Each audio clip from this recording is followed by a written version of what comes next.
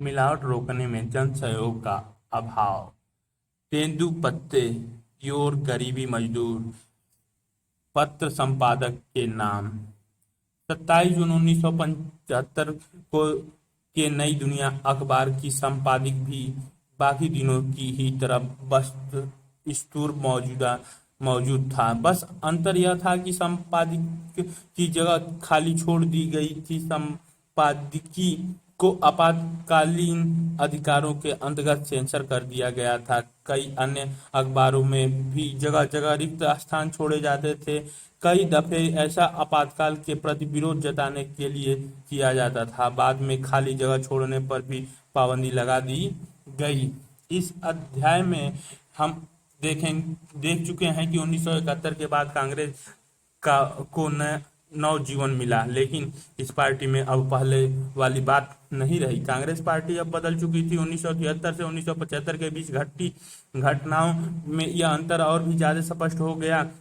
इन घटनाओं से भारत को की लोकतांत्रिक राजनीति और संविधान निर्देशित संस्थानिक संतुलन को नई चुनौतियों ने घेरा। 1973 से 1975 के बीच आए बदलाव की परिणति देश में आपातकाल लागू करने के रूप में हुई। 1975 के जून माह में देश में आपातकाल की घोषणा कर दी गई। आमतौर पर आपातकाल से हमारे मन में युद्ध और आक्रमण अथवा प्राकृतिक आपदा की तस्वीर कौन थी है, लेकिन अपने देश के आपातकाल की यह घोषणा अंदरूनी गड़बड़ियों के की आशंका के मद्देनजर की गई थी। आपातकाल की घोषणा जिस नाटकीय रूप से हुई थी, उसी अंदाज में इसका खात्मा भी हुआ। आपातकाल की घोषणा के कारण 1977 के लोकसभा चुनाव में कांग्रेस हार गई। इस अध्याय में हम अपना ध्यान भारतीय लोकतंत्र के इतिहास के इसी निर्णायक दौरे पर केंद्रित करेंगे। साथ ही हम कुछ ऐसे सवाल पूछेंगे जो साल गुजरने के बाद भी विवादास्पद बने रहे, जैसे आपातकाल क्यों लागू किया गया, क्या ऐसे करना जरूरी था, आपातकाल लागू करने का व्यवहारिक अर्थ क्या था, दलगत राजनीति के लिहाजा से आपातकाल के क्या परिणाम हुए, आपातकाल से भारतीय लोकतंत्र ने क्या सबक सीखे। लोकतांत्रिक व्यवस्था का संकट। आपातकाल की पृष्ठभूमि। 1967 के बाद भारतीय जन राजनीति में जो बदलाव आ रहे थे उनके बारे में हम पहले ही पढ़ चुके हैं। इंदिरा गांधी का एक कद्दावर नेता के रूप में उभरी थी और उनकी लोकप्रियता अपने चरम पर थी। इस दौर में दलगत प्रतिस्पर्धा कहीं ज्यादा तीखी और ध्रुवीकृत हो चली थी। इसी अवधि में न्यायपालिका और सरकार के आपसी रिश्तों में भी तनाव आए। सर्वोच्च न्यायालय ने सरकार की कई पहलकदमियों को संविधान के विरुद्ध माना। कांग्रेस पार्टी का मानना था कि अदालत का यह रवैया लोकतंत्र के सिद्धांतों और संसद की सर्वोच्चता के विरुद्ध है। कांग्रेस ने यह आरोप भी लगाया कि अदालत एक यथास्थितिवादी संस्था है और यह संस्था गरीबों को लाभ पहुंचाने वाले कल्याण कार्यक्रमों को लागू करने की राह में रोड़े अटका रही है। कांग्रेस के विपक्ष में जो दल थे, उन्हें लग रहा था कि सरकारी प्राधिकार को निजी प्राधिकार मानकर इस्तेमाल किया जा रहा है और राजनीति हद से ज्यादा व्यक्तिगत होती जा रही है। कांग्रेस की टूट से इंदिरा गांधी और उनके विरोधियों के बीच मतभेद गहरा हो गया।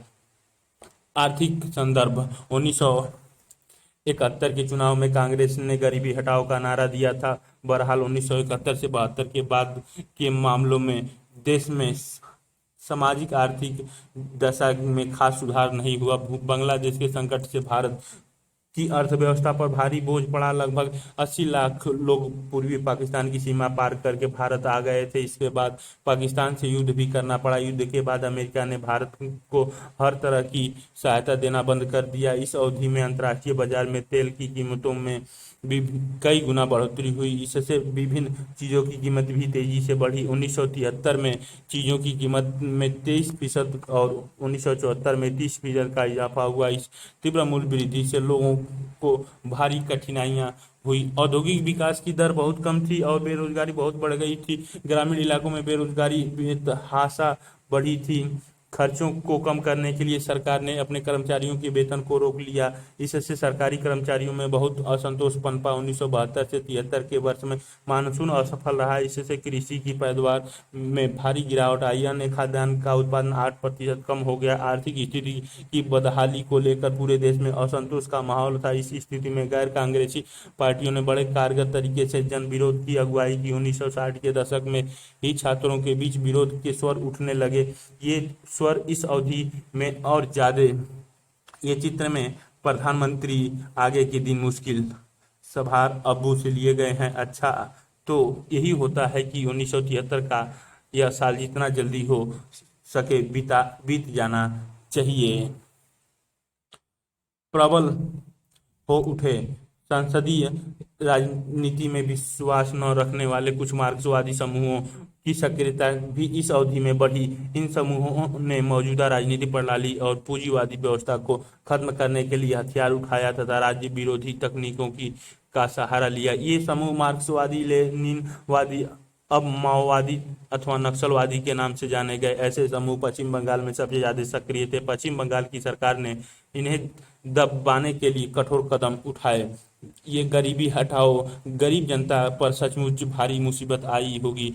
आखिरी गरीबी हटाओ के वादे का क्या हुआ? गुजरात और बिहार के आंदोलन। गुजरात और बिहार दोनों ही राज्यों में कांग्रेस की सरकार थी। यहाँ के छात्र आंदोलन ने इन दोनों प्रदेशों की राजनीति पर गहरा असर तो डाला ही, राष्ट्रीय स्तर की राजनीति पर भी इसके दूरगामी प्रभाव हुए। 1974 के जनवरी माह में गुजरात के छात्रों ने खाद्यान्न, खाद्य तेल तथा अन्य आवश्यक वस्तुओं की बढ़ती हुई कीमत तथा उच्च पदों पर जारी भ्रष्टाचार के खिलाफ आंदोलन छेड़ दिया। छात्र आंदोलन में बड़ी राजनीतिक पार्टियां भी शरीक हो गई और इस आंदोलन ने विकराल रूप धारण कर लिया। ऐसे में गुजरात में राष्ट्रपति शासन लगा दिया गया। विपक्षी दलों ने राज्य की विधानसभा के लिए दोबारा चुनाव कराने की मांग की। कांग्रेस के प्रमुख नेता मोरारजी देसाई ने कहा कि अगर राज्य में नए सिरे से चुनाव नहीं करवाए गए तो मैं अनिश्चितकालीन भूख हड़ताल पर बैठ जाऊंगा। मोरारजी देसाई अपने कांग्रेस के दिनों में इंदिरा गांधी के मुख्य विरोधी रहे थे। विपक्षी दलों द्वारा समर्थित छात्र आंदोलन के गहरे दबाव में 1975 के जून में विधानसभा के चुनाव हुए। कांग्रेस इस चुनाव में हार गई। संपूर्ण क्रांति अब नारा, भावी इतिहास हमारा। 1974 के बिहार आंदोलन का एक नारा। 1974 के मार्च माह में बढ़ती हुई कीमतों, खाद्यान्न के अभाव, बेरोजगारी और भ्रष्टाचार के खिलाफ बिहार में छात्रों ने आंदोलन छेड़ दिया। आंदोलन के क्रम में उन्होंने जयप्रकाश नारायण जेपी को बुलावा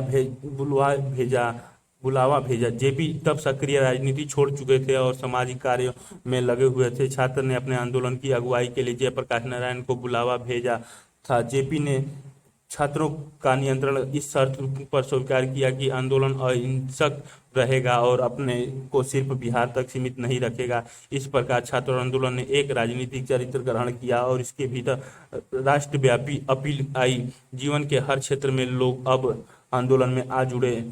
जयप्रकाश नारायण ने बिहार की कांग्रेस सरकार को बर्खास्त करने की मांग की। उन्होंने सामाजिक, आर्थिक और राजनीतिक दायरे में संपूर्ण क्रांति का आह्वान किया ताकि उन्हीं के शब्दों में सच्चे लोकतंत्र की स्थापना की जा सके। बिहार की सरकार के खिलाफ लगातार घेराव, बंद और हड़ताल का एक सिलसिला चल पड़ा। बहरहाल सरकार ने इस्तीफा देने से इनकार कर दिया। आंदोलन का प्रभाव राष्ट्रीय राजनीति पर पड़ना शुरू हुआ। जयप्रकाश नारायण चाहते थे कि यह आंदोलन देश के दूसरे हिस्सों में भी फैले। जयप्रकाश नारायण के नेतृत्व में चल रहे आंदोलन के साथ ही साथ रेलवे के कर्मचारी ने भी एक राष्ट्रव्यापी हड़ताल का आह्वान किया, जिससे देश के रोजमर्रा के कामकाज के ठप हो।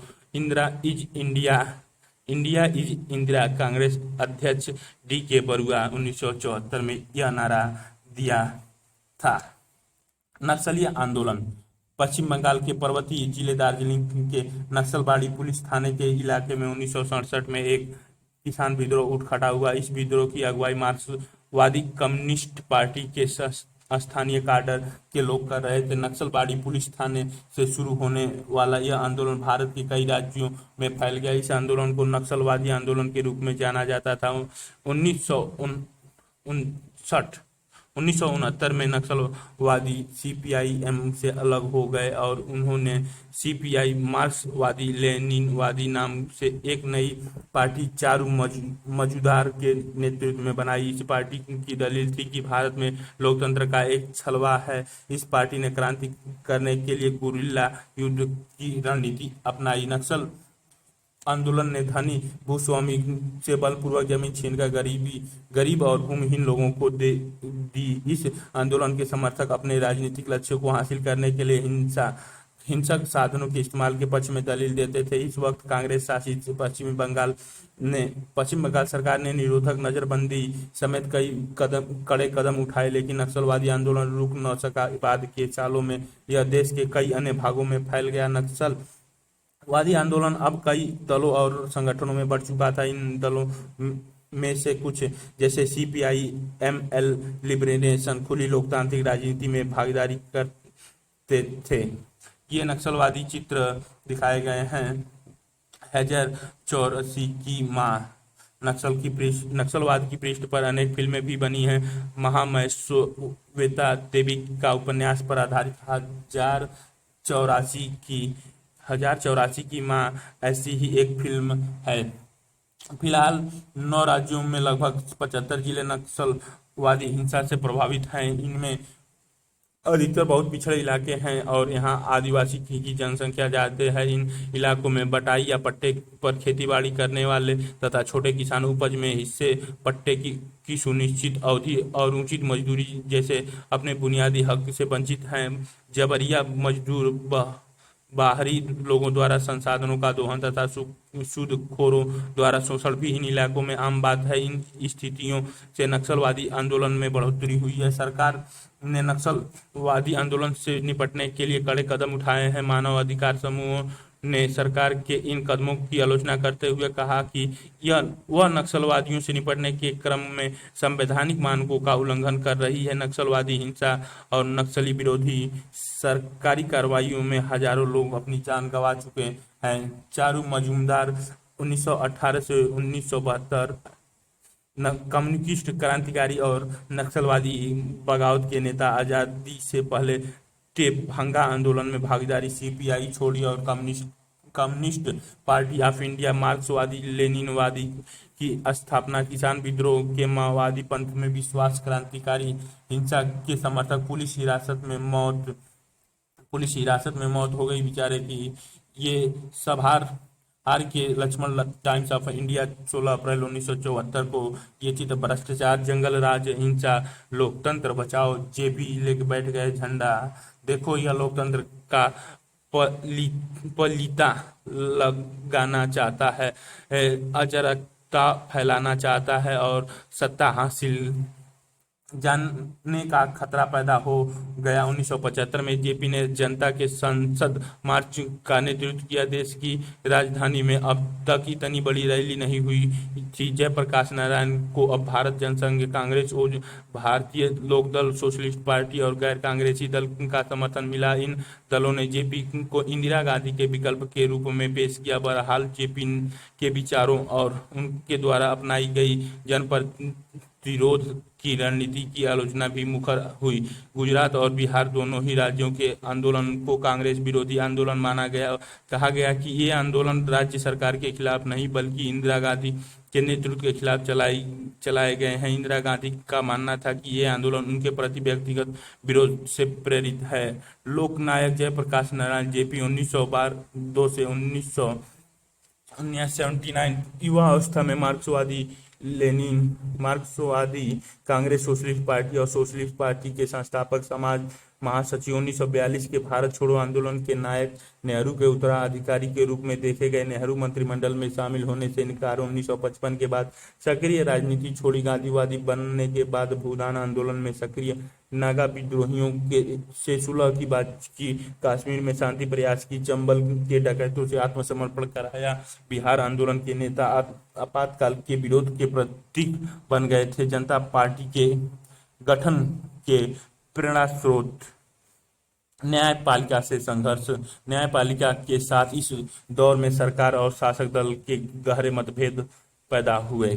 क्या आपको संसद और न्यायपालिका के बीच चल रहे लंबे संघर्ष की चर्चा याद है? इसके बारे में 1974 में रेल हड़ताल। यदि रेलगाड़ी का चलना बंद हो जाए तो क्या होगा? एक या दो दिन नहीं बल्कि हफ्ते भर से ज्यादा समय तक रेलगाड़ी न चले तो निश्चित ही बहुत से लोगों का आना जाना दूभर हो जाएगा। लेकिन बात यहीं तक सीमित नहीं रहेगी, देश की अर्थव्यवस्था ठप हो जाएगी। लेकिन रेलगाड़ी के माध्यम से ही देश में एक जगह से दूसरी जगह सामानों की ज्यादातर ढुलाई होती है। क्या आप जानते हैं कि 1974 में ठीक ऐसा ही वाकया पेश आया था? रेलवे कर्मचारी के संघर्ष से संबंधित राष्ट्रीय समन्वय समिति ने जॉर्ज फर्नांडिस के नेतृत्व में रेलवे कर्मचारी की एक राष्ट्रव्यापी हड़ताल का आह्वान किया। बोनस और सेवा से जुड़ी शर्तों के संबंध में अपनी मांगों को लेकर सरकार पर दबाव बनाने के लिए हड़ताल का यह आह्वान किया गया था। सरकार इन मांगों के खिलाफ थी। ऐसे में भारत के इस बड़े सार्वजनिक उद्यमी के कर्मचारी 1974 में मई महीने में हड़ताल पर चले गए। रेलवे कर्मचारी की हड़ताल से मजदूरों के असंतोष को बढ़ावा मिला। इस हड़ताल से मजदूरों के अधिकार जैसे मसले तो उठे ही, यह सवाल भी उठा कि आवश्यक सेवाओं से जुड़े हुए कर्मचारी अपनी मांग को लेकर हड़ताल कर सकते हैं या नहीं। सरकार ने इस हड़ताल को अवैध करार दिया। सरकार ने हड़ताल कर्मचारियों की मांग को मानने से इनकार कर दिया। इसके कई नेताओं को गिरफ्तार किया और रेल लाइनों की सुरक्षा से सेना को तैनात कर दिया। ऐसे में 20 दिन के बाद यह हड़ताल बगैर किसी समझौते के वापस ले ली गई। पिछले साल पढ़ा था, इस क्रम में 3 संवैधानिक मसले उठे थे। क्या संसद मौलिक अधिकारों में कटौती कर सकती है? सर्वोच्च न्यायालय का जवाब था कि संसद ऐसा नहीं कर सकती है। दूसरा यह कि क्या संसद संविधान में संशोधन करके संपत्ति के अधिकार में काट छांट कर सकती है? इस मसले पर भी सर्वोच्च न्यायालय ने यही कहना था कि सरकार संविधान में इस तरह संशोधन नहीं कर सकती कि अधिकारों की कटौती हो जाए। तीसरे, संसद ने यह कहते हुए संविधान में संशोधन किया कि वह नीति निर्देशक सिद्धांतों को प्रभावकारी बनाने के लिए मौलिक अधिकारों में कमी कर सकती है। लेकिन सर्वोच्च न्यायालय ने इस प्रावधान को भी निरस्त कर दिया। इससे सरकार और न्यायपालिका के बीच संबंध में तनाव आया। आपको यह याद होगा कि इस संकट की परिणति केशवानंद भारती के मशहूर मुकदमे के रूप में सामने आई। इस मामले में सर्वोच्च न्यायालय ने फैसला सुनाया कि संविधान का एक बुनियादी ढांचा और संसद इन ढांचागत विशेषताओं में संशोधन नहीं कर सकती। इधर मैं प्रति क्या प्रतिबद्धता न्यायपालिका और प्रतिबद्धता नौकरशाही का मतलब यह है कि न्यायाधीश और सरकारी अधिकारी शासक दल के प्रति निष्ठावान हों। दो और बातें। न्यायपालिका और कर्मचारी के संबंध में तनाव बढ़ा। 1973 में केशवानंद भारती के मुकदमे में सर्वोच्च न्यायालय द्वारा फैसला सुनाने के तुरंत बाद भारत के मुख्य न्यायाधीश का पद खाली हुआ। सर्वोच्च न्यायालय के सबसे वरिष्ठ न्यायाधीश को भारत का मुख्य न्यायाधीश बनाने की परिपाटी चली आ रही थी। लेकिन 1973 में सरकार ने 3 वरिष्ठ न्यायाधीशों को अनदेखी करके न्यायमूर्ति A.N. रे को मुख्य न्यायाधीश नियुक्त किया। यह निर्णय राजनीतिक रूप से विवादास्पद बन गया क्योंकि सरकार ने जिन 3 न्यायाधीशों की वरिष्ठता की अनदेखी इस मामले में की थी, उन्होंने सरकार के इस कदम के विरुद्ध फैसला दिया। ऐसे में संविधान की व्याख्या और राजनीतिक विचारधाराओं की बड़ी तेजी से घालमेल हुआ। जो लोग प्रधानमंत्री के नजदीकी थे, वे एक ऐसी प्रतिबद्ध न्यायपालिका तथा नौकरशाही की जरूरत के बारे में बातें करने लगे जो विधायिका और कार्यपालिका की सोच के अनुकूल आचरण करे। इस संघर्ष का चरम बिंदु तब आया जब एक उच्च न्यायालय ने इंदिरा गांधी के निर्वाचन को अवैध घोषित कर दिया। आपातकाल की घोषणा। 12 जून 1975 के दिन इलाहाबाद उच्च न्यायालय के न्यायाधीश जगमोहन लाल सिन्हा ने एक फैसला सुनाया। इस फैसले में उन्होंने लोकसभा के लिए इंदिरा गांधी के निर्वाचन को अवैधानिक करार दिया। न्यायमूर्ति ने यह फैसला समाजवादी नेता राज नारायण द्वारा दायर एक चुनाव याचिका के मामले में सुनाया था। राज नारायण इंदिरा गांधी के खिलाफ 1971 में बतौर उम्मीदवार चुनाव में खड़े हुए थे। याचिका में इंदिरा गांधी के निर्वाचन को चुनौती देते हुए तर्क दिया गया था कि उन्होंने चुनाव प्रचार में सरकारी कर्मचारियों की सेवाओं का इस्तेमाल किया था। उच्च न्यायालय ने इस फैसले का मतलब यह था कि कानूनन अब इंदिरा गांधी सांसद नहीं रही और अगर अगले 6 महीने की अवधि में दोबारा सांसद निर्वाचित नहीं होती तो प्रधानमंत्री के पद पर कायम नहीं रह सकती। 24 जून 1975 को सर्वोच्च न्यायालय ने उच्च न्यायालय के इस फैसले पर आंशिक स्थानादेश सुनाते हुए कहा कि जब तक इस फैसले को लेकर की गई अपील की सुनवाई नहीं होती तब तक इंदिरा गांधी सांसद बनी रहेंगी, लेकिन वे लोकसभा की कार्रवाई में भाग नहीं ले सकती। संकट और सरकार का फैसला, यह तो सेना से सरकार के खिलाफ बगावत करने को कहने जैसा जान पड़ता है। क्या यह बात लोकतांत्रिक है?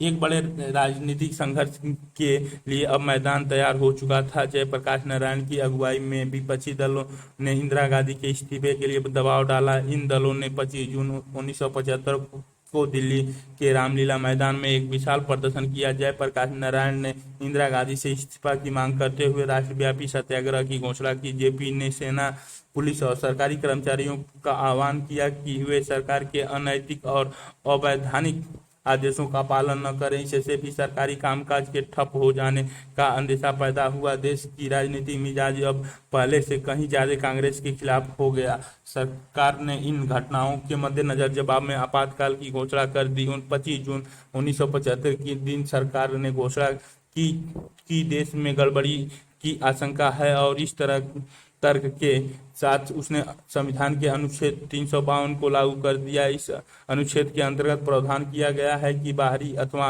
अंदरूनी गड़बड़ी की आशंका होने पर सरकार आपातकाल लागू कर सकती है। सरकार का निर्णय था कि गंभीर संकट की घड़ी आन पड़ी है और इस वजह से आपातकाल की घोषणा जरूरी हो गई है। तकनीकी रूप से देश देखें तो ऐसा करना, ये चित्र में इतने लोगों के साथ रहते हुए को कुर्सी छोड़ने की बात नहीं सोचनी चाहिए। सभाकर R K Laxman, the Times of India, 26 June 1975। स्थानादेश, स्टे राजनीतिक संकट। यह कार्टून आपातकाल की घोषणा के चंद रोज पहले छपा था। इसमें मौजूद राजनीतिक संकट की आहटों को पढ़ा जा सकता है। कुर्सी को पीछे से सहारा देते हाथ कांग्रेस अध्यक्ष डी.के. बरुआ का सरकार की शक्ति के दायरे में था, क्योंकि हमारे संविधान में सरकार को आपातकाल की स्थिति में विशेष शक्तियां प्रदान की गई हैं। आपातकाल की घोषणा के साथ ही शक्तियों के बंटवारे का संघीय ढांचा व्यवहारिक तौर पर निष्प्रभावी हो जाता है और सारी शक्तियां केंद्र सरकार के हाथ में चली आती हैं। दूसरे सरकार चाहे तो ऐसी स्थिति में किसी एक अथवा सभी मौलिक अधिकारों को रोक लगा सकती है अथवा उनमें कटौती कर सकती है। संविधान के प्रावधान में आए शब्दों से यह स्पष्ट हो जाता है कि आपातकाल को वहां एक असाधारण स्थिति के रूप में देखा गया है, जब सामान्य लोकतांत्रिक राजनीति के कामकाज नहीं किए जा सकते। इसी कारण सरकार को आपातकाल की स्थिति में विशेष शक्तियां प्रदान की गई हैं। जब 25 जून 1975 की रात में प्रधानमंत्री ने राष्ट्रपति फारुद्दीन अली अहमद से आपातकाल लागू करने की सिफारिश की, राष्ट्रपति ने तुरंत यह घोषणा कर दी। आधी रात के बाद सभी बड़े अखबार के दफ्तरों की बिजली काट दी गई। तड़के सवेरे बड़े पैमाने पर विपक्षी दल के ये चित्र में इमरजेंसी कैबिनेट। क्या राष्ट्रपति को उस मंत्रिमंडल की सिफारिश के बगैर आपातकाल की घोषणा करनी चाहिए थी? कितनी अजीब बात है। ये अखबार में देश में तानाशाही रोकने के लंबे संघर्ष तैयार रहे। ये न्यूज़पेपर में Shrimati Gandhi, the India state of emergency declared, several leader arrested, securities peril, says PM, chief secretary लिख रखा है, phone from the concern Lakshmi Chand और भी देखिए। नया पुरस्कार जयप्रकाश प्रेस, कई नेता गिरफ्तार, प्रधानमंत्री की क्रांतिकारी कार्यक्रम, आइए इस सफल बनाएं। 2 our leaders work more talk less, MRS grand defected, Janata Party forges ahead in north, Bansilal Sanjay out, Cong rout in Delhi total. नेताओं और कार्यकर्ताओं की गिरफ्तारी हुई। 26 जून की सुबह 6 बजे एक विशेष बैठक में मंत्रिमंडल को इन बातों की सूचना दी गई, लेकिन तब तक बहुत कुछ हो चुका था। परिणाम सरकार की इस फैसले से विरोध आंदोलन एक बारगी रुक गया। हड़तालों पर रोक लगा दी गई। अनेक विपक्षी नेताओं को जेल में डाल दिया गया। राजनीतिक माहौल में तनाव भरा एक गहरा सन्नाटा छा गया। आपातकालीन प्रावधानों के अंतर्गत प्राप्त अपनी शक्तियों पर अमल करते हुए सरकार ने प्रेस की आज़ादी पर रोक लगा दी। समाचार पत्रों को कहा गया कि कुछ भी छापने से पहले अनुमति लेना जरूरी है। इसे प्रेस सेंसरशिप के नाम से जाना जाता है। सामाजिक और सांप्रदायिक गड़बड़ी की आशंका के मद्देनजर सरकार ने राष्ट्रीय स्वयं सेवक संघ RSS और जमात ए इस्लामी पर प्रतिबंध लगा दिया। धरना प्रदर्शन और हड़ताल की भी अनुमति नहीं थी। सबसे बड़ी बात यह हुई कि आपातकाल प्रावधान के अंतर्गत नागरिकों के विभिन्न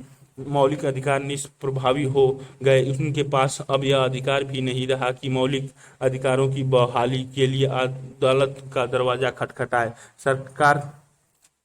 सर्वोच्च न्यायालय ने भी साथ छोड़ दिया। उन दिनों सबको क्या हो गया था। सरकार ने निवारक नजरबंदी के बड़े पैमाने पर इस्तेमाल किया। इस प्रावधान के अंतर्गत लोगों को गिरफ्तार इसलिए नहीं किया जाता कि उन्हें कोई अपराध किया है, बल्कि उसके विपरीत इसका प्रावधान के अंतर्गत लोगों को इस आशंका से गिरफ्तार किया जाता है कि वे कोई अपराध कर सकते हैं। सरकार ने आपातकाल के दौरान निवारक नजरबंदी अधिनियमों का प्रयोग करके बड़े पैमाने पर गिरफ्तारियां की। जिन राजनीतिक कार्यकर्ताओं को गिरफ्तार किया गया वे बंदी प्रत्यक्षीकरण याचिका का सहारा लेकर अपनी गिरफ्तारी को चुनौती भी नहीं दे सकते थे। गिरफ्तार लोग अथवा उनके पक्ष से किन्हीं और ने उच्च न्यायालय और सर्वोच्च न्यायालय में कई मामले दायर किए, लेकिन सरकार का कहना था कि गिरफ्तार लोग की गिरफ्तारी का कारण बताना कतई जरूरी नहीं है। उनके उच्च न्यायालय ने फैसला दिया कि आपातकाल की घोषणा के बावजूद अदालत किसी व्यक्ति द्वारा दायर की गई ऐसी बंदी प्रत्यक्षीकरण याचिका को विचार के लिए स्वीकार कर सकती है जिसमें उसने अपनी गिरफ्तारी को चुनौती दी हो। 1976 के अप्रैल माह में सर्वोच्च न्यायालय ने की संवैधानिक पीठ ने उच्च न्यायालयों के फैसलों को उलट दिया और सरकार की दलील मान ली। इसका आशय यह था कि सरकार आपातकाल के दौरान नागरिकों से जीवन और आज़ादी का अधिकार वापस ले सकती थी। सर्वोच्च न्यायालय के इस फैसले से नागरिकों के लिए अदालत के दरवाजे बंद हो गए। इस फैसले को सर्वोच्च न्यायालय के सर्वाधिक विवादास्पद फैसले में एक माना गया। आपातकाल की मुखालफत और प्रतिरोध की कई घटनाएं घटी। पहली लहर में जो राजनीतिक कार्यकर्ता गिरफ्तारी से बच गए थे वे भूमिगत हो गए और उन्होंने सरकार के खिलाफ मुहिम चलाई। इंडिया एक्सप्रेस और स्टेट्समैन जैसे अखबार ने प्रेस पर लगी सेंसरशिप का विरोध किया। जिन समाचारों को छापने से रोका जाता था उनकी जगह ये अखबार खाली छोड़ देते थे। सेमिनार और मेन स्ट्रीम जैसी पत्रिकाओं ने सेंसरशिप के आगे घुटने टेकने की जगह बंद होना मुनासिब समझा। सेंसरशिप को धत्ता बताते हुए गुपचुप तरीके से अनेक न्यूज लेटर और लिफाफे लेटर्स निकले। पद्म भूषण से सम्मानित कन्नड़ लेखक शिवराम कारंत और पद्मश्री से सम्मानित हिंदी लेखक फणीश्वर नाथ रेणु ने लोकतंत्र के दमन के विरोध में अपनी अपनी पदवी लौटा दी। बहरहाल मुखालफत और प्रतिरोध के इतने प्रकट कदम कुछ ही लोगों ने उठाया। संसद ने संविधान के सामने कई नई चुनौतियां खड़ी की। इंदिरा गांधी के मामले में इलाहाबाद उच्च न्यायालय के फैसले की पृष्ठभूमि में संविधान में संशोधन हुआ। इस संशोधन के द्वारा प्रावधान किया गया कि प्रधानमंत्री, राष्ट्रपति और उपराष्ट्रपति पद के निर्वाचन को अदालत में चुनौती नहीं दी जा सकती। आपातकाल के दौरान ही संविधान का 42वां संशोधन पारित हुआ। आप पढ़ चुके हैं कि इस संशोधन के जरिए संविधान के अनेक हिस्सों में बदलाव किए गए। 42वें संशोधन के जरिए हुए अनेक बदलाव में एक था देश की विधायिका के कार्यकाल को 5 से बढ़ाकर 6 वर्ष करना। यह व्यवस्था मात्र आपातकाल की अवधि भर के लिए नहीं की गई थी, इसे आगे के दिनों में भी अस्थायी रूप से लागू किया जाना था। इसके अतिरिक्त अब आपातकाल के दौरान चुनाव को 1 साल के लिए स्थगित किया जा सकता था। इस तरह देखें तो 1971 के बाद अब चुनाव 1976 के बदले 1978 में करवाए जा सकते थे। ये big officials in intellectuals, social leaders, citizens. जिन चंद लोगों ने प्रतिरोध किया उनकी बात छोड़ दें, बाकियों के बारे में सोचें कि उन्होंने क्या किया, क्या करे रहे थे बड़े बड़े अधिकारी, बुद्धिजीवी, सामाजिक धार्मिक नेता और नागरिक। आपातकाल के संदर्भ में विवाद। आपातकाल भारतीय राजनीति का सर्वाधिक विवादास्पद प्रकरण है। इसका एक कारण है आपातकाल की घोषणा की जरूरत को लेकर विभिन्न दृष्टिकोण का होना। दूसरा कारण यह है कि सरकार ने संविधान प्रदत्त अधिकारियों का इस्तेमाल करके व्यवहारिक तौर पर लोकतांत्रिक कामकाज को ठप कर दिया था। आपातकाल के बाद शाह आयोग ने अपनी जांच में पाया कि इस अवधि में बहुत सारी अति हुई। इसके अतिरिक्त भारत में लोकतंत्र पर अमल के लिहाज से आपातकाल से क्या क्या सबक सीखे जा सकते हैं, इस पर भी अलग अलग राय मिलती है। आइए इन पर एक एक करके नजर दौड़ाएं।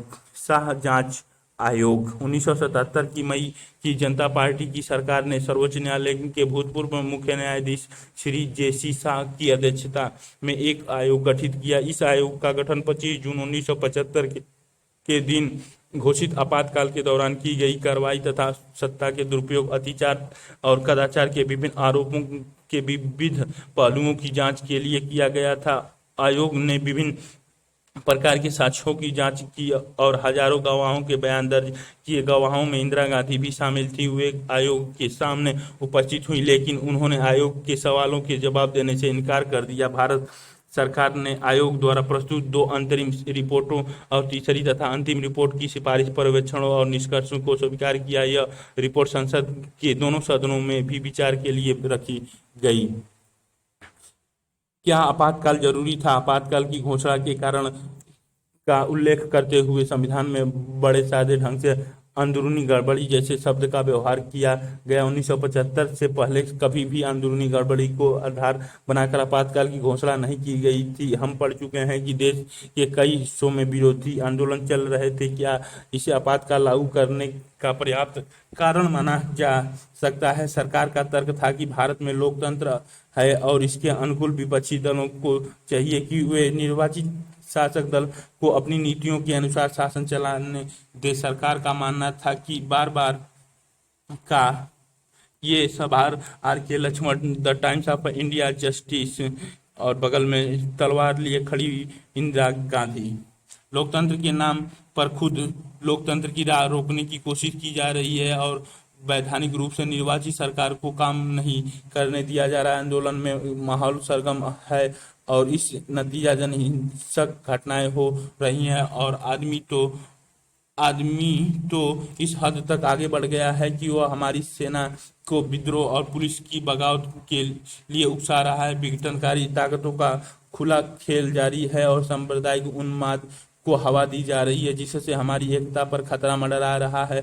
अगर सचमुच कोई सरकार है तो वह कैसे हाथ बांध कर खड़ी रह और देश की स्थिरता को खतरे में पड़ता देखती रहे। चंद लोग की कर स्थानीय से विशाल आबादी के अधिकारों को खतरा पहुंच रहा है। इंदिरा गांधी 24 जून 1975 को आकाशवाणी से राष्ट्र को संबोधित करते हुए शाह जांच आयोग के प्रति इंदिरा गांधी के टकराव के भरे रवैये पर कार्टूनिस्ट ने इस तरह की टिप्पणी की। यह कार्टून शाह जांच आयोग की रिपोर्ट जारी होने के बाद बनाया गया।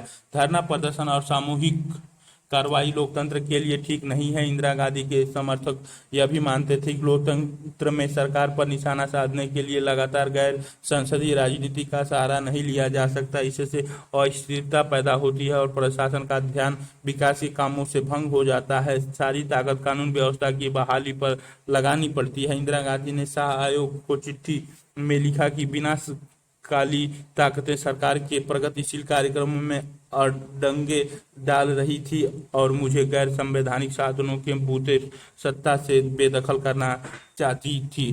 तुर्कमान गेट इलाके में विध्वंस। दिल्ली। आपातकाल के दौरान दिल्ली के गरीब इलाके के निवासियों को बड़े पैमाने पर विस्थापित होना पड़ा। उस वक्त यमुना नदी के पास निर्जन इलाके में झुग्गी झोपड़ी में बाशिंदों की जबरदस्ती बसाया गया। इसी नियति का एक शिकार तुर्कमान गेट इलाके की एक बस्ती हुई थी। इस इलाके की झुग्गी को उजाड़ दिया गया। इलाके के सैकड़ों लोगों को जबरन नसबंदी की गई। इस बहरहाल अनेक लोग नसबंदी करवाने से इसलिए बच सके क्योंकि इन लोगों ने दूसरे को नसबंदी करवाने के लिए राजमंद करा लिया। ऐसे लोगों को बतौर इनाम जमीन के टुकड़ों पर मिल्कियत दी गई। इसी तरह कुछ लोग अगर सरकार द्वारा प्रायोजित प्रयासों के शिकार हुए तो कुछ लोग ने कानूनी जमीन हासिल करने के लालच से दूसरे को बलि का बकरा बनाया और ऐसा करके खुद को विस्थापित होने से बचा लिया। स्रोत जांच आयोग रिपोर्ट अंतरिम रिपोर्ट सेकंड अपने माता पिता अथवा परिवार के आस पड़ोस के अन्य बड़े बुजुर्गों से पूछिए कि 1975 से 77 के आपातकाल के दौरान उस पर क्या गुजरी थी। निम्नलिखित बिंदुओं पर नोट्स तैयार कीजिए। ऐसे लोगों के निजी अनुभव जिनका संबंध आपातकाल से हो। आपके इलाके में आपातकाल के समर्थन या विरोध में घटी कोई घटना। 1977 के चुनाव में ऐसे लोगों की भागीदारी। इन लोगों ने किस वोट दिया और क्यों। अपने नोट्स को एक साथ मिलाकर लिखिए और आपातकाल के दौरान मेरा गांव शहर शीर्षक से एक सामूहिक रिपोर्ट तैयार कीजिए। खोजबीन करना जारी रखिए। कुछ अन्य दलों मसलन सीपीआई, इसने आपातकाल के दौरान कांग्रेस को समर्थन देना जारी रखा। इसका विश्वास था कि भारत की एकता के विरुद्ध अंतर्राष्ट्रीय साजिशें की जा रही हैं। सीपीआई का मानना था कि ऐसी सूरत में विरोध पर एक हद तक प्रतिबंध लगाना उचित है। सीपीआई का मानना था कि जेपी ने जिस जन आंदोलन की अगुवाई की वह मुख्यतः मध्य वर्ग का आंदोलन था और यह मध्य वर्ग कांग्रेस की परिवर्तनकामी नीतियों के विरोध में था। आपातकाल के बाद सीपीआई ने महसूस किया कि उसका मूल्यांकन गलत था और आपातकाल का समर्थन करना एक गलती थी। दूसरी तरफ आपातकाल के आलोचक का तर्क था कि आज़ादी के आंदोलन से लेकर लगातार भारत में जन आंदोलन का एक सिलसिला रहा। जेपी सिंह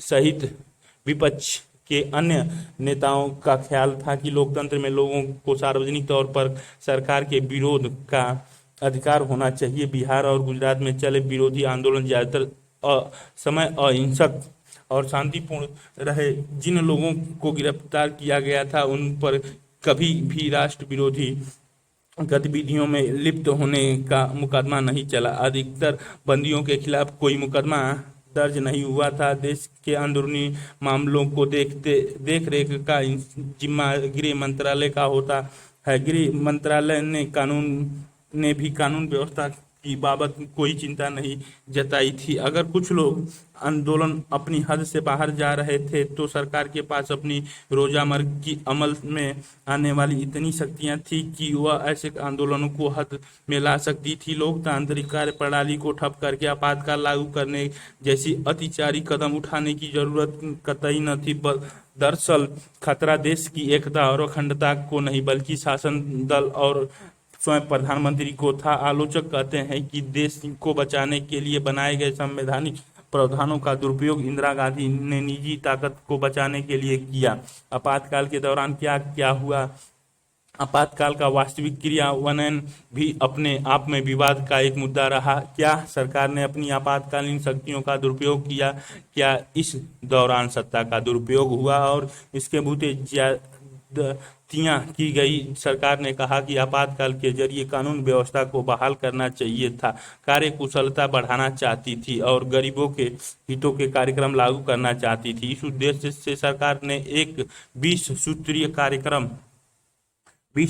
कार्यक्रम की घोषणा की और इसे लागू करने का अपना दृढ़ संकल्प दोहराया। 20 सूत्रीय कार्यक्रम में भूमि सुधार, भू पुनर्वितरण, खेती मजदूरों के पारिश्रमिक पर पुनर्विचार, प्रबंधन में कामगारों की भागीदारी, बंधुआ मजदूरों की समाप्ति आदि मसले शामिल थे। आपातकाल की घोषणा के बाद शुरुआती महीनों में मध्य वर्ग इस बात से बड़ा खुश था कि विरोध आंदोलन समाप्त हो गया और सरकारी कर्मचारियों पर अनुशासन लागू हुआ।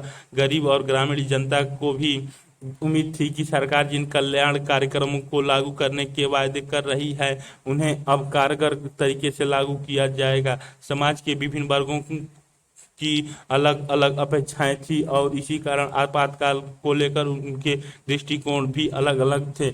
नहीं, अभी तुम अपने पैर पर खड़ा होने लायक नहीं हुए हो। Happy new year 1976। आपातकाल सभाकर R K Laxman, Times of India से लिया गया है। आपातकाल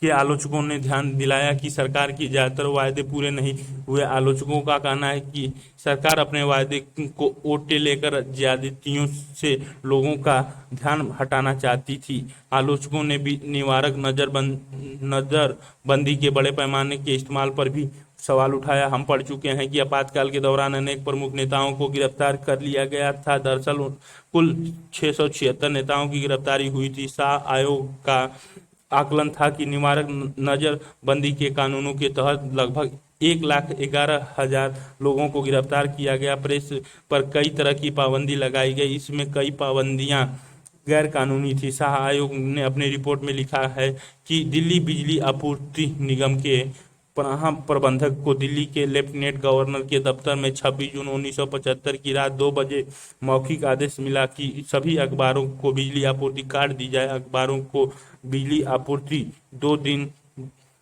2-3 दिन बाद फिर बहाल की गई, लेकिन तब तक सेंसरशिप का पूरा ढांचा खड़ा किया जा चुका था। राजन की पुलिस हिरासत में मौत।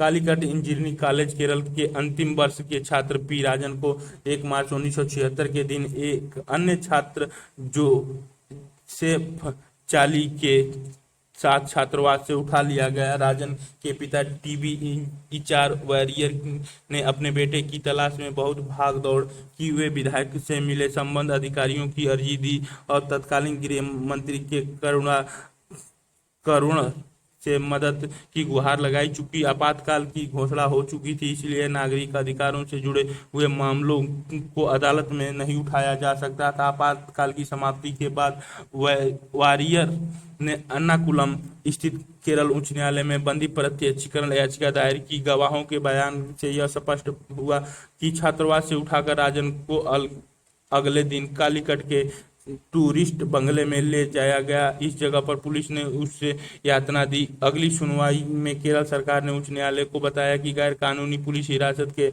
दौरान पुलिस द्वारा लगातार यातना देने के कारण राजन की मौत हो गई। केरल उच्च न्यायालय की खंडपीठ ने फैसला सुनाया कि करुणाकरण ने अदालत से झूठ बोला था। करुणाकरण उस समय तक केरल के मुख्यमंत्री बन चुके थे। उन्हें अदालत के फैसले के कारण अपने पद से इस्तीफा देना पड़ा। इसके अलावा कुछ और भी गंभीर आरोप ऐसे लोगों को लेकर थे जो किसी आधिकारिक पद पर नहीं थे, लेकिन सरकारी ताकत का इन लोगों ने इस्तेमाल किया था। प्रधानमंत्री के छोटे बेटे संजय गांधी उस वक्त किसी आधिकारिक पद पर नहीं थे, फिर भी प्रशासन पर उनका असर था और आरोप लगाया जाता है कि उन्होंने सरकारी कामकाज में दखल दिया। दिल्ली में झुग्गी बस्तियों को हटाने तथा जबरन नसबंदी कराने की मुहिम में उनकी भूमिका को लेकर बड़े विवाद उठे। राजनीतिक कार्यकर्ताओं की गिरफ्तारी और प्रेस पर लगी पाबंदी के अतिरिक्त आपातकाल का बुरा असर आम लोगों को भी भुगतना पड़ा। आपातकाल के दौरान पुलिस हिरासत में मौत और यातनाएं की घटनाएं घटी। गरीब लोगों को मनमाने ढंग से एक जगह से उजाड़ कर दूसरी जगह बसाने की भी घटनाएं हुई। जनसंख्या नियंत्रण के अति उत्साह में लोगों को अनिवार्य रूप से नसबंदी के लिए मजबूर किया गया। इन उदाहरणों से समझा जा सकता है कि लोकतांत्रिक प्रक्रिया के ठप पड़ने पर लोगों पर क्या गुजरती है। आपातकाल के सबक। आपातकाल से एक बारी भारतीय लोकतंत्र की ताकत और कमजोरियां उजागर हो गई। हालांकि बहुत से पर्यवेक्षक मानते हैं कि आपातकाल के दौरान भारत लोकतांत्रिक नहीं रह गया था, लेकिन यह भी ध्यान देने की बात है कि थोड़ी ही दिनों के अंदर कामकाज फिर से लोकतांत्रिक ढर्रे पर लौट आया। इस तरह आपातकाल का एक सबक तो यही है कि भारत से लोकतंत्र को विदा कर पाना बहुत कठिन है। Death democracy mounted by his wife T. Roth, his son L.A. Brathy and his daughters ith hope and justice. 1975 में आपातकाल की घोषणा में के चंद रोज बाद टाइम्स ऑफ इंडिया में यह विज्ञापन अज्ञात नाम से छपा था। गौर करें कि इसमें लोकतंत्र पर मंडराते खतरे की तरफ ध्यान खींचने के लिए किस तरह भाषा का काल्पनिकता प्रयोग किया गया है और सेंसरशिप से बचने के लिए कैसे अपने संदेश को विज्ञापन के रूप में छपवाने का नायाब तरीका ढूंढा गया है। दूसरे आपातकाल से संविधान में वर्णित आपातकाल के प्रावधानों के कुछ अर्थगत उलझाव भी प्रकट हुए, जिन्हें बाद में सुधार लिया गया। अब अंदरूनी आपातकाल सिर्फ सशस्त्र विद्रोह की स्थिति पर लगाया जा सकता है। इसके लिए यह भी जरूरी है कि आपातकाल की घोषणा की सलाह मंत्रिमंडल राष्ट्रपति को लिखित में दे। आज भारत की आजादी का दिन है। भारत के लोकतंत्र का दीपक बुझ न पाए। फिर जेपी केम्पन यह विज्ञापन द टाइम्स लंदन में 15 अगस्त 1975 को छपवाया गया था। तीसरे आपातकाल में हर कोई नागरिक अधिकारों के प्रति ज्यादा सचेत हुआ। आपातकाल की समाप्ति के बाद अदालतों ने व्यक्ति के नागरिक अधिकारों की रक्षा में सक्रिय भूमिका निभाई। न्यायपालिका आपातकाल के वक्त नागरिक अधिकारों की कारगर तरीके से रक्षा नहीं कर पाई थी। इसे महसूस करके अब वह नागरिक अधिकारों की रक्षा से तत्पर हो गई। आपातकाल के बाद नागरिक अधिकारों की कई असंगठन वजूद में आए। बहरहाल आपातकाल के संकटपूर्ण वर्षों ने कई ऐसे सवाल छोड़े हैं जिन पर पर्याप्त ध्यान नहीं दिया गया। इस अध्याय में हम पढ़ चुके हैं कि लोकतांत्रिक सरकार के रोजमर्रा के कामकाज और विभिन्न दलों और समूहों के निरंतर जारी राजनीतिक विरोध के बीच तनाव की स्थिति बनती है। ऐसे में दोनों के बीच एक साधा हुआ संतुलन क्या हो सकता है? क्या नागरिक को विरोध की कार्रवाई में शामिल होने पर पूरी आज़ादी होनी चाहिए अथवा उन्हें इसका कोई अधिकार नहीं होना चाहिए? ऐसे विरोध की सीमा क्या मानी जाए? दूसरे आपातकाल का वास्तविक क्रियान्वयन पुलिस और प्रशासन के जरिए हुआ। ये संस्थाएं स्वतंत्र होकर काम नहीं कर पाई। इन्हें शासन दल ने अपने राजनीतिक औजार बनाकर इस्तेमाल किया। शाह कमीशन की रिपोर्ट के अनुसार पुलिस और प्रशासन राजनीतिक दबाव के चपेट में आ गए थे। यह समस्या आपातकाल के बाद भी खत्म नहीं हुई। आपातकाल के बाद की राजनीति, जैसा कि आपातकाल खत्म हुआ और लोकसभा के चुनाव की घोषणा हुई, वैसे ही आपातकाल की सबसे जरूरी और कीमत सबक राज्य व्यवस्था ने सीख लिया। 1977 के चुनाव एक तरह से आपातकाल के अनुभवों के बारे में जनमत संग्रह थे। उत्तर भारत में तो खास तौर पर, क्योंकि यह आपातकाल का असर सबसे ज्यादा महसूस किया गया था। विपक्ष ने लोकतंत्र बचाओ के नारे पर चुनाव लड़ा। जनादेश निर्णायक तौर पर आपातकाल के विरुद्ध था। सबक एकदम साफ था और कई राज्यों के विधानसभा चुनाव में भी स्थिति यही रही। जिन सरकारों को जनता ने लोकतंत्र विरोधी माना, उसे मतदाता के रूप में उसने भारी दंड दिया। इस अर्थ में देखें तो 1975 से 77 के अनुभवों की एक परिणति भारतीय लोकतंत्र की बुनियाद को पुख्ता बनाने में हुई। लोकसभा के चुनाव 1977 18 महीने की आपातकाल के बाद 1977 के जनवरी माह में सरकार ने चुनाव कराने का फैसला किया। इसी के मुताबिक सभी नेताओं और राजनीतिक कार्यकर्ताओं को जेल से रिहा कर दिया गया। 1977 के मार्च में चुनाव हुए। ऐसे में विपक्षी को चुनावी तैयारी का बड़ा कम समय मिला, लेकिन राजनीति बदलाव की गति बड़ी तेजी थी। आपातकाल लागू होने के पहले ही बड़ी विपक्ष पार्टी एक दूसरे के नजदीक आ रही थी। चुनाव के पहले इन पार्टियों के एकजुट होकर जनता पार्टी नाम से एक नया दल बनाया। नई पार्टी ने जयप्रकाश नारायण का नेतृत्व स्वीकार किया। कांग्रेस के कुछ नेता जो आपातकाल के खिलाफ थे, इस पार्टी में शामिल हुए। कांग्रेस के कुछ अन्य नेताओं ने जगजीवन राम के नेतृत्व में एक नई पार्टी बनाई। इस पार्टी का नाम कांग्रेस फॉर डेमोक्रेसी था और बाद में यह पार्टी भी जनता पार्टी में शामिल हो गई। 1977 के चुनाव में जनता पार्टी ने आपातकाल के ऊपर जनमत संग्रह का रूप दिया। इस पार्टी ने चुनाव प्रचार में शासन के और लोकतांत्रिक चरित्र और आपातकाल के दौरान की गई ज्यादतियों पर जोर दिया। हजारों लोगों की गिरफ्तारी और प्रेस की सेंसरशिप की पृष्ठभूमि में जनमत कांग्रेस के विरुद्ध था। जनता पार्टी के गठन के कारण यह भी सुनिश्चित हो गया कि गैर कांग्रेसी वोट एक ही जगह पड़ेगा। बात बिल्कुल साफ थी कि कांग्रेस के लिए अब बड़ी मुश्किल आ पड़ी थी। ये मोरारजी देसाई 1896 से 1995 स्वतंत्रता सेनानी, गांधीवादी नेता, खादी, प्राकृतिक चिकित्सा और निग्रह के प्रतिपादक, बॉम्बे प्रांत के मुख्यमंत्री, 1967 से 1969 के बीच उप प्रधानमंत्री, पार्टी में टूट के बाद कांग्रेस में शामिल, 1977 से 1969 तक एक गैर कांग्रेसी दल की तरफ से प्रधानमंत्री रहे। रे बाबा, इस आम आदमी से के रहना, अब वो अपने साथ कोई बदतमीजी बर्दाश्त नहीं कर सकता। सभार are K Laxman, Times of India, 26 मार्च 1977 को। इमरजेंसी कांग्रेस। देखिए कि एक कार्टूनिस्ट ने 1977 के चुनाव में हारने और जीतने वाले को किस तरह देखा है। आम नागरिक के साथ खड़े हुए लोगों में जगजीवन राम, मोरारजी देसाई, चरण सिंह और अटल बिहारी वाजपेयी को दिखाया गया है। लेकिन चुनाव के अंतिम नतीजे ने सबको चौंका दिया। आजादी के बाद पहली बार ऐसा हुआ कि कांग्रेस लोकसभा चुनाव हार गई। कांग्रेस को लोकसभा की मात्र 154 सीटें मिली थी।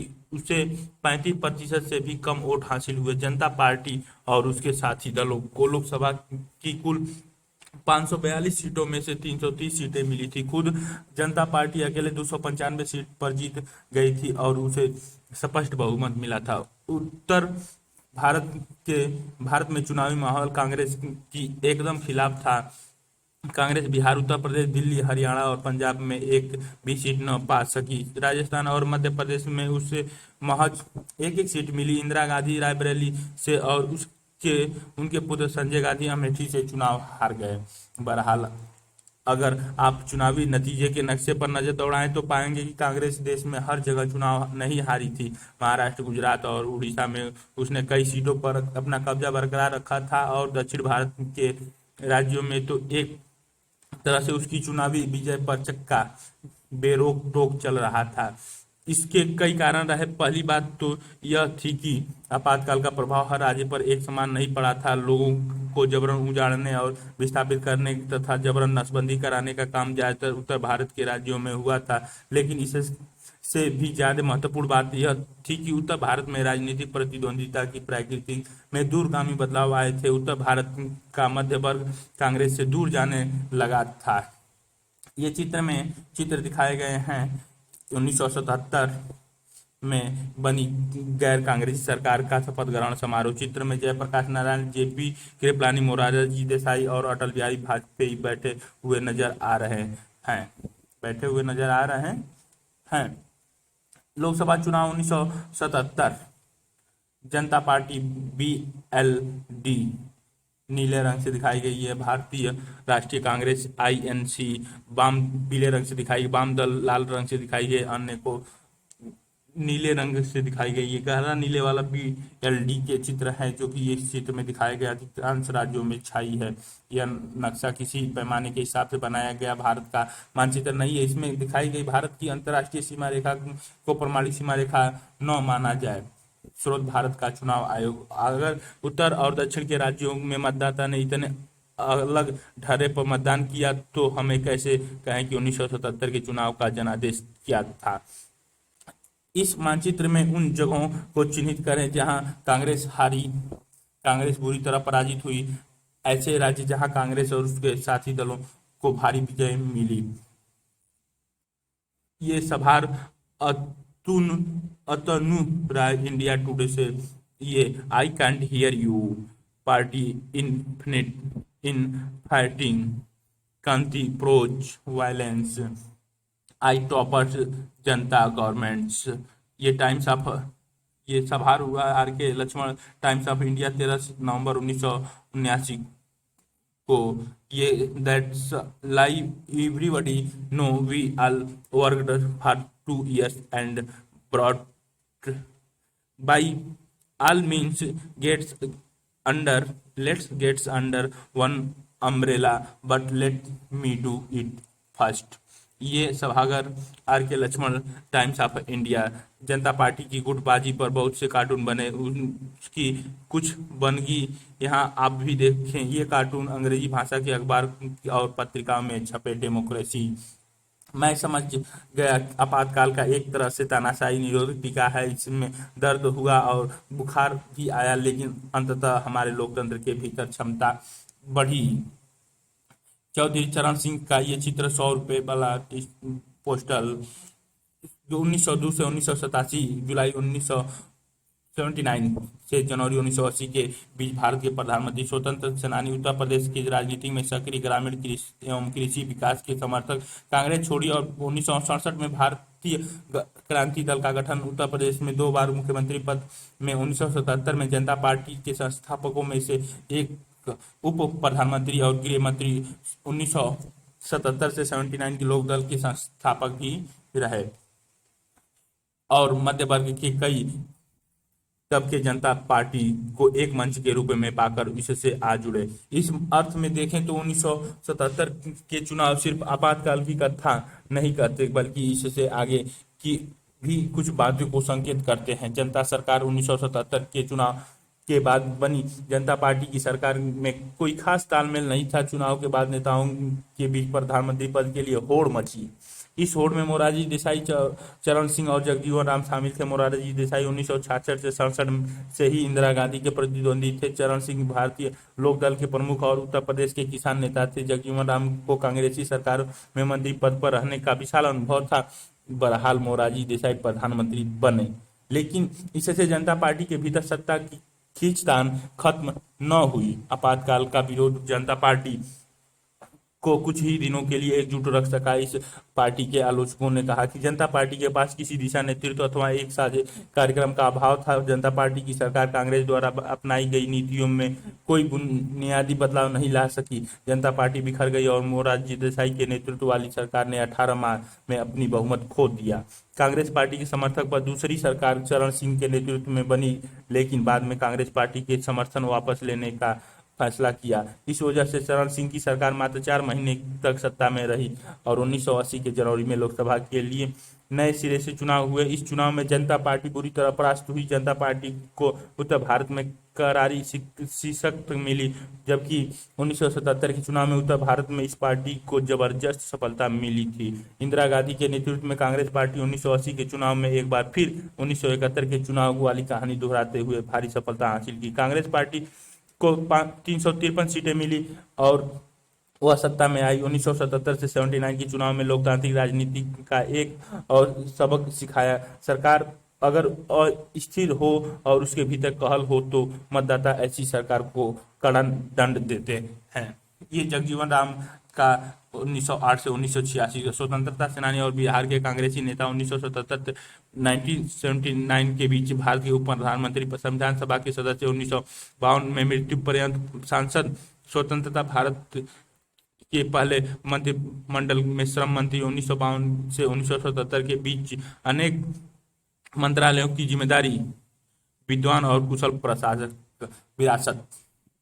लेकिन 1980 के चुनाव में सिर्फ इंदिरा गांधी की वापसी हुई थी? क्या मामला इतना भर था कि 1977 और 1980 के चुनाव के बीच दलगत प्रणाली में नाटकीय बदलाव आए? 1969 के बाद में कांग्रेस का सबको समाहित करके चलने वाला स्वभाव बदलना शुरू हुआ। 1969 से पहले तक कांग्रेस विविध विचार धारात्मक गतिमति के नेताओं और कार्यकर्ताओं को एक में समेटकर चलती थी। अपने बदलते हुए स्वभाव में कांग्रेस ने स्वयं को विशेष विचारधारा से जोड़ा। उसने अपने को देश की एकमात्र समाजवादी और गरीबों की हिमायती पार्टी बताना शुरू की। इस तरह 1970 के दशक के शुरुआती सालों में कांग्रेस की सफलता इस बात पर निर्भर रही कि वह गहरे सामाजिक और विचारधारात्मक विभाजन के आधार पर लोगों को अपनी तरफ कितना खींच पाती है। इसके साथ साथ इंदिरा बुलाओ देश बचाओ मैदान साफ, R.K. लक्ष्मण सभागार, R.K. Laxman, Times of India, Indira बुलाओ वोट,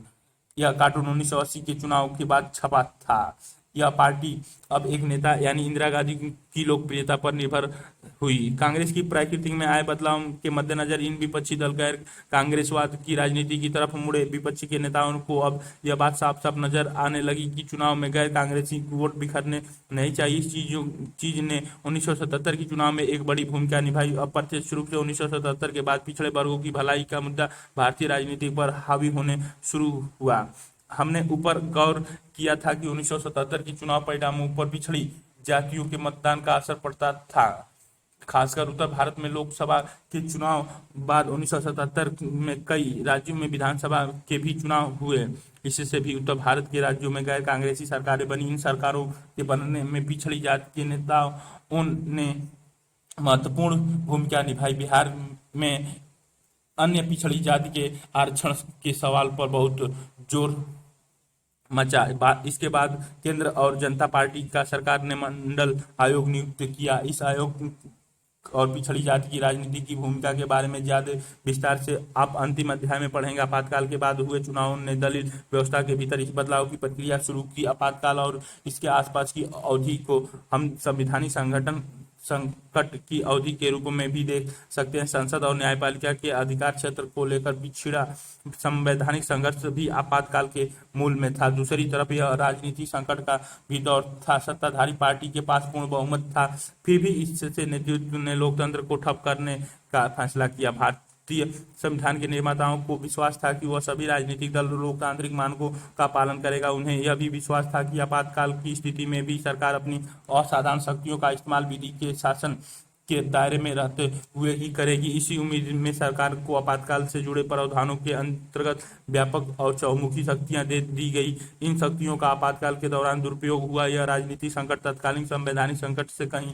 ज्यादा संगीन था। इस दौर में एक और महत्वपूर्ण मसला संसदीय लोकतंत्र में जन आंदोलन की भूमिका और उसकी सीमा को लेकर उठा। स्पष्ट ही इस दौर में संस्था आधारित लोकतंत्र और स्वतः स्फूर्त जन भागीदारी पर आधारित लोकतंत्र में तनाव नजर आया। इस तनाव का एक कारण यह भी कहा जा सकता है कि हमारी लोकतंत्रीय प्रणाली जनता की आकांक्षाओं को अभिव्यक्त कर पाने में सक्षम साबित नहीं हुई। आगे के 2 अध्यायों में हम इस तनाव की कुछ अभिव्यक्तियों को समझने की कोशिश करेंगे। इन अध्यायों में हम विशेष रूप से जन आंदोलन और क्षेत्रीय पहचान से जुड़ी बहसों के बारे में पढ़ेंगे। ये सीने संसार हजारों